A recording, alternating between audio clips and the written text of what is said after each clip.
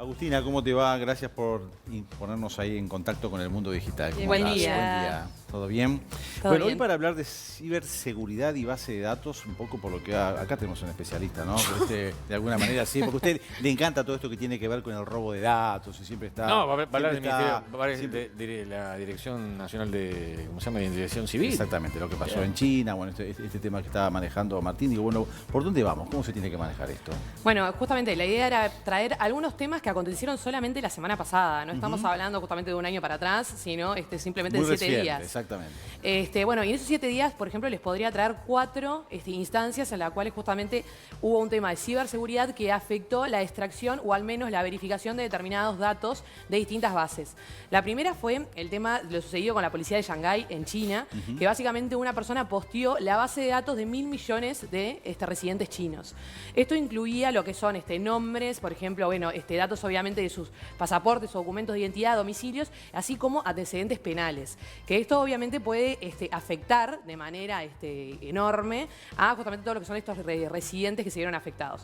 En una segunda instancia estuvo también lo que fue el data breach de Uber, una empresa grande, tecnológica, que justamente tiene grandes avances en ciberseguridad. Sin embargo, también su base de datos se vio afectada, relevando datos financieros de determinados usuarios. Lo mismo pasó con una gran cadena hotelera, que ya es la tercera vez en un año que tiene justamente un impacto en lo que es la ciberseguridad de su sistema. Y bueno, y finalmente este tema que trajeron hace el 2020, 2021, con la Dirección Nacional de Identificación Civil, que afectó a algunos uruguayos. Y ahí dentro de las cosas, digo, a las que se puede acceder también es a lo que se conoce como datos biométricos. ¿De qué estamos hablando? Exacto. Lo importante es, por ejemplo, en el caso de China, muchos de ellos en realidad ya se manejan con una base que implica muchos datos biométricos. Estos datos biométricos es cualquier dato que en cierta medida nos hacen únicos y que están vinculados con alguna parte física de nuestro ser. Por ejemplo, puede ser los rasgos faciales o puede ser justamente las huellas dactilares. En el caso, por ejemplo, en Uruguay, para que se hagan una idea, porque en un momento van a decir, pero ¿por qué acudimos a los datos biométricos? Bueno, justamente es porque es un tema único, es algún rasgo único que nosotros tenemos y que en cierta medida a nivel legal, por ejemplo, dentro de lo que es la identidad digital, para llegar a un grado 3, que sería el mayor grado de autenticación, bueno, requiere un dato biométrico que puede ser, por ejemplo, y el que se usa en la mayoría de los casos es justamente la huella dactilar. Y esto obviamente condiciona o favorece fundamentalmente lo que es la falsificación, por ejemplo, de un documento. Exacto, o por ejemplo, en el caso de la Dirección Nacional de Identificación Civil, bueno, no estaba la firma digital. Esto es importante diferenciarlo, pero sí estaba la firma autógrafo. Entonces pueden ver en cierta medida, bueno, cómo podríamos firmar en una versión papel, por decirlo de una forma tradicional y obviamente no electrónica. Pero esto es importante tenerlo en cuenta más que nada también a nivel de lo que son las empresas. Nosotros a nivel, por ejemplo, regulatorio tenemos lo que se llama responsabilidad proactiva.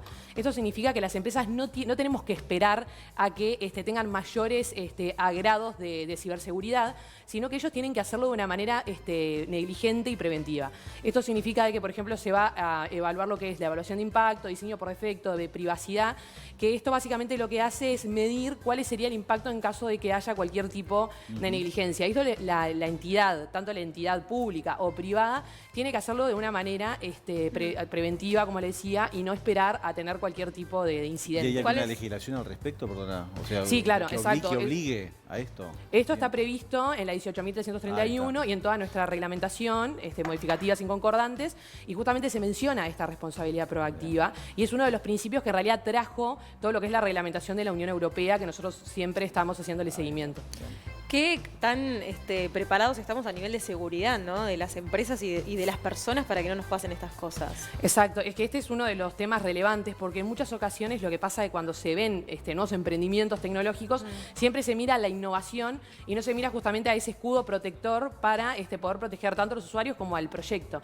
Bueno, AGESIC trabajó mucho en la parte de lo que es ciberseguridad a nivel de lo que es administración central o administración pública, pero esto sigue siendo algo que a nivel privado tiene que seguir trabajándose, no solamente por un tema de querer y proteger al usuario, sino también por un tema hasta justamente de lo que tiene que ver con la parte regulatoria. O sea, es una necesidad y a la hora obviamente de evaluar las consecuencias se va a tomar en cuenta qué tan preventiva fue la actitud justamente de esta institución o empresa. Y hablando de lo que es prevenir, ¿qué medidas justamente de prevención un usuario común debe de tener en cuenta para evitar esta posibilidad y que, bueno, que estén robando, por ejemplo, datos biométricos míos o algún otro tipo de información que me pueda complicar a futuro? Bueno, esto es, nosotros estuvimos también hablando hace unas semanas justamente de lo que es capaz que hasta promover que el usuario pueda empezar a administrar sus datos. Esto es algo que se está planteando en el mundo y también se está planteando acá, de que el día de mañana yo pueda decidir qué datos comparto y no comparto. Ahí pasaría a ser de nuestra entera responsabilidad. Otro de los temas es justamente siempre la parte como más educativa, ¿no? O sea, siempre que vemos algunas instancias, por ejemplo, un mail que nos llega que tiene algo diferente, o la insistencia, por ejemplo, a través de grupos de WhatsApp de determinada información de personas que son capaz que hasta desconocidas, tenemos que tener mucho cuidado a quién le brindamos esos datos y pensarlo dos veces. O sea, ir un paso para atrás y justamente cuestionarnos, bueno, quién nos está pidiendo y por qué, y ver si efectivamente los necesita. En caso de no necesitarlos, capaz que no proveerlos. Nunca entrar a los links. Si Exacto, te mandan no un entrar link, a los links. nunca Sí, entres. pero, Y si es en otro Agustina, idioma, No al impulso. En este mundo digital. Aceptar los cookies. Cuando Claro. aceptar los cookies ya estás ahí metiendo. Bueno, pero justamente ese es otro tema. Los cookies, todo lo que nosotros generamos, esa huella digital, hoy por hoy en cierta medida se empieza a medir y es importante entender de que en realidad tanto las empresas como los usuarios ya tenemos tenemos al menos regulación que nos ampara a la hora de decidir no Pero- compartir determinada información. Pero los cookies no se supone que son seguros, o sea, es como para Sí. saber cuáles son tus intereses y que después, no sé, te muestren promos, publicidad, o no tengo que aceptar los cookies. ¿Qué hay que No, hacer se ahí? supone que sí, que o sea, generalmente van para ese lado, pero obviamente hay muchas empresas que malutilizan esta información Claro. para su beneficio, porque ellos lo venden obviamente como si fuera para el beneficio del usuario, pero muchas veces es para beneficio propio de la empresa y justamente evaluar los movimientos que hacemos dentro de la página o por fuera. Y bueno, eso obviamente hay que evaluarlo. Y muchas veces cuando ponemos no aceptar, de todas formas deberían dejarnos ingresar A veces no te dejan. sin proveer esa información. Claro. Y en esos casos tenemos la posibilidad de poder denunciarlos. No, o a veces a muchos lugares que tú llamas para hacer una consulta y lo primero que te dice quien te atiende es decir, en primer lugar, por favor, quiero que le voy a pedir algunos datos, que usted me proporcione algunos datos. Y uno cae, ¿no? Después que te ríes, ¿no? Claro, lo piden con amabilidad, entonces dice, ¿por qué? No, exacto, ¿no? Y es ahí donde a veces, en la forma incluso hasta en la cual te lo están solicitando, determina que mucha gente caiga, ¿no? Porque se muestra tan amable a la hora Claro. de solicitar y a veces no te da la información requerida justamente por no, Sí, por no exacto. darles esos datos, ¿no? ¿Cuál es la importancia de lo que es la ciberseguridad? Y bueno, en este caso, obviamente, en cierta medida nos ayudaría a poder evitar toda esta filtración de datos y compartir datos que en realidad ni la empresa ni nosotros quisimos Pero compartir. Agustina, decime algo que pueda sucederle, por ejemplo, a estos que le afanaron de la cédula, ¿no? Los datos de la cédula. Tráelo a tierra, ¿qué le puede perjudicar a alguien? Bueno, primero que esta base de datos, hay distintos tipos por decir algo, de filtraciones que se pueden hacer en una base de datos. Una es solamente acceder a la información y, por ejemplo, a mí me sirve porque el día de mañana me ahorro cualquier estudio de mercado o puedo acceder está a bien, determinada está. información que Eso me da está bueno. valor.